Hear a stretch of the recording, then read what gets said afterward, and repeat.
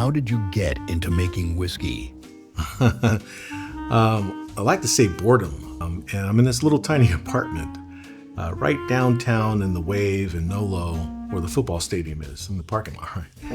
And my lovely wife tolerated the noise from a office file cabinet. The tinny had all the equipment in there, so I just started experimenting, aging. And it was a new building.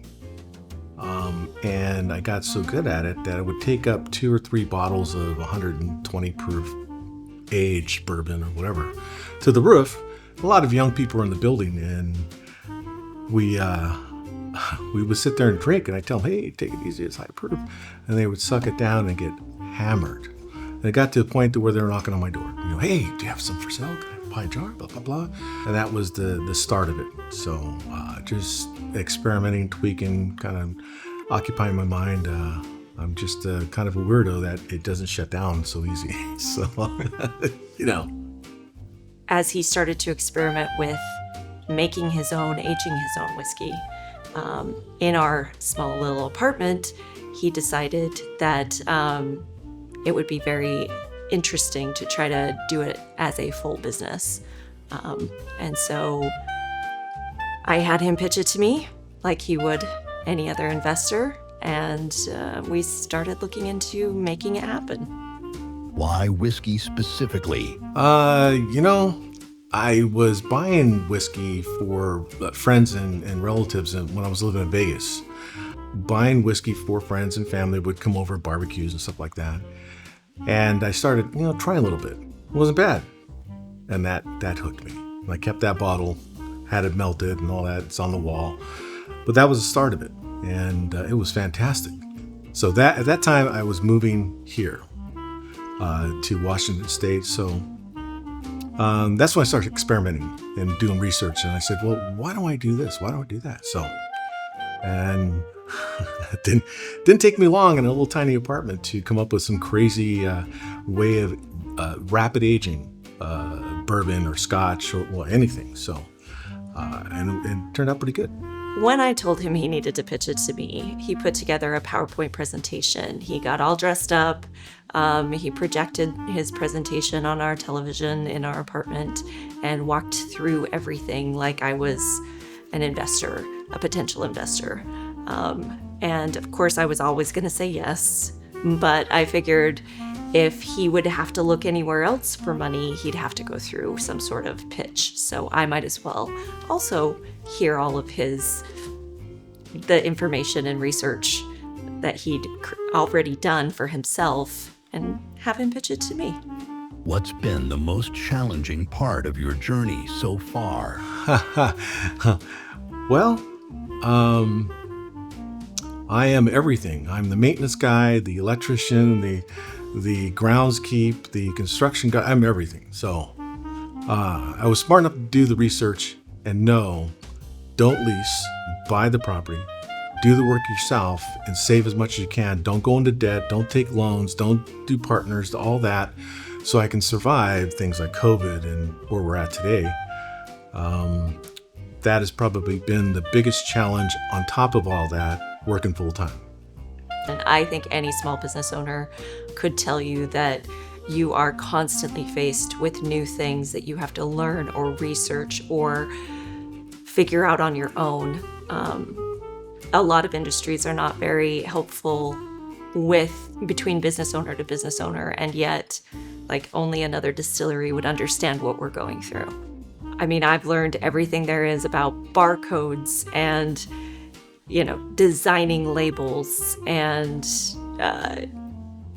getting those approved by the federal government, and just every little thing you can think of or not think of, really, that just surprises you along the way. Have there been unexpected surprises?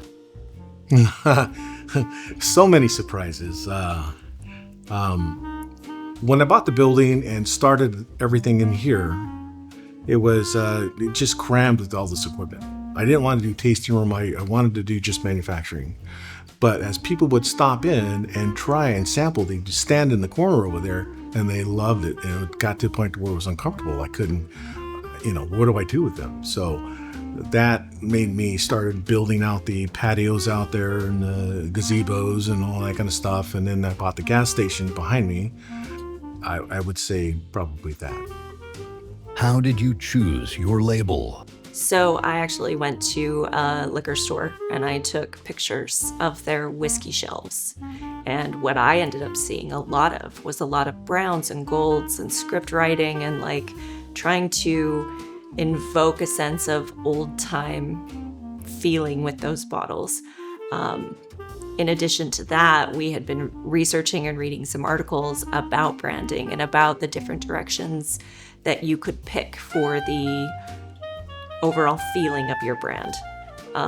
We both decided that we'd prefer more of a modern, clean line aesthetic to our labeling. And so that's the direction that we went. We have a single label.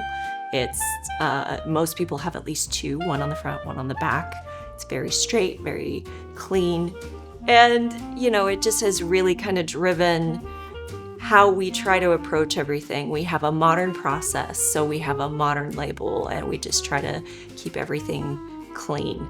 And it's really been interesting to play that against some of the aesthetic that we've inherited from our buildings and things like that. They're older, and so you've got the older brick and the older look, but against the modern equipment, against the modern product.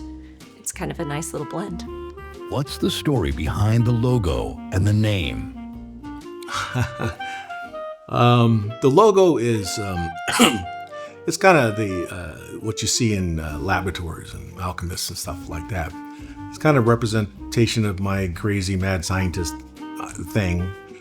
And we had a friend that my wife worked with who was a developer and a designer, and she actually designed this logo for us, which I thought was perfect. Great. It represented us. She knew us and all that. And so that's how that logo came up. And the name, I'm Thompson, my wife's Curtis. So after spending $500 and sending it in and say, hey, research it, and they come back and say, sorry, can't use it. It was enough to make me mad. I said, that's it. So I just kind of sat down and wrote Thompson, Curtis, and what I can do. And I said, this is it. How about Curtson? And nobody had it. So that wasn't easy. So I got tired of paying that money. So yeah, so. Which product is your favorite? Oh, God, I love them all. They're so good. I think right now it has to be probably the Bad Batch, because it's just such a complex flavor that you try it, you taste it, you get these flavors, and you get that heat, and then it just keeps ending with this complex wow. And if you're a beer lover, you can kind of pick up some of those subtle hints, and it's like, wow, this is really good. All made from bad recycled stuff that would be normally dumped down the drain. So my favorite is the malted umber, which probably isn't a surprise considering that I do prefer Scotch when I'm going for whiskey. So malted umber is a nice, smooth single malt. It's not peated, so there's no smoke behind it, which a lot of people don't find pleasant. And it is definitely the most flexible spirit that we make as far as making cocktails. It is great in pretty much everything from your hot drinks like a coffee to a mule. It's just very versatile and very smooth and very delicious. How should customers taste your product? So I always start everybody off with our Northwest Umber. I think people are expecting that flavor the most, and so I like to start them off with that. And then our malted umber, our harvest, and then our Bad Batch. The malted umber is much more mild, so it's not really going to blow you out before you taste the other items. Also with harvest, it's just much smoother. And then when we get to Bad Batch, it's spicy and it's stronger. And so I always recommend that they do that last, because you won't taste anything after that, just because it's such a unique flavor. Whiskey's meant to be enjoyed and sipped. If you shoot it, don't drink it. And so talking to them through that, they feel comfortable enough to try it and go, wow, yeah, can you taste? We have a card that has all the tasting notes that actually Sarah was actually put that together, and she has a beautiful palate. I was really surprised. And she put that together. So that helped. And walking them through that, it's changed a lot of people.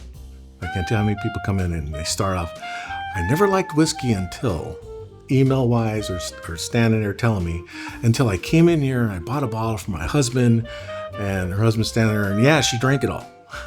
It's like, or my son brought me a bottle and he pushed me to drink it, and wow. And they love it, because that's the way I think whiskey should be made. Where would you like to see Curtson in 5 years? I would like to see Curtson Distillery to be a well-known name in the state of Washington, and even if we're not widely distributed, that we're recognized for what we do have to offer.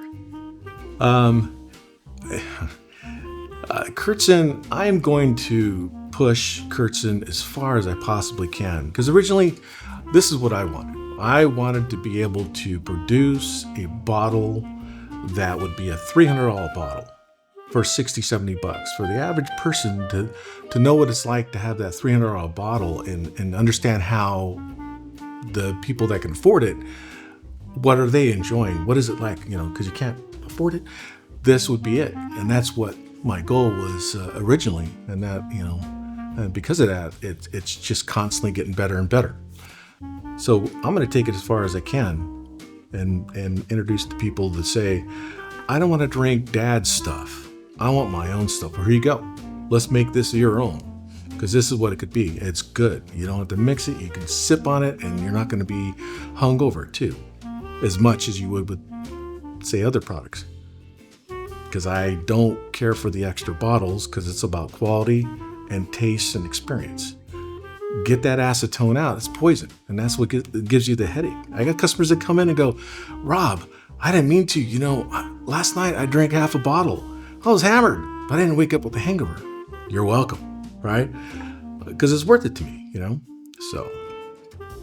What would you like to share in closing? I love them. They're amazing. That's been probably honestly the best thing for me, is that I've gained really amazing friends, really amazing friends. And I've also been able to be a part of a community that I live and work in, and that makes me feel really good, that I'm putting my hard efforts back here into Sultan, which actually I really like. There's a really strong sense of belonging here, which I like.